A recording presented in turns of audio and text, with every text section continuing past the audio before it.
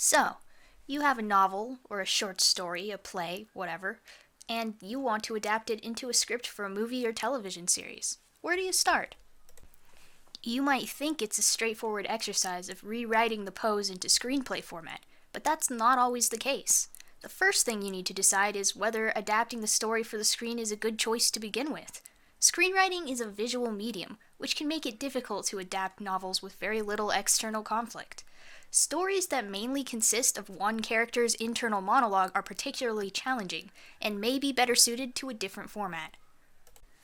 If you do decide to write a heavily internal script, you have a couple of choices for making the leap to the screen.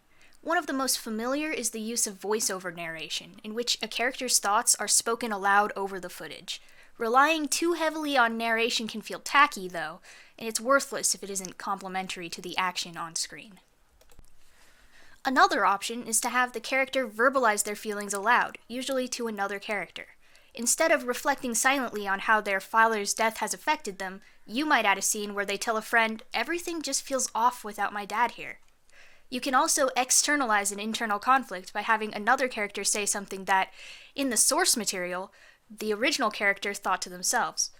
For instance, instead of a character thinking about how she feels worthless, have her older brother tell her that to her face.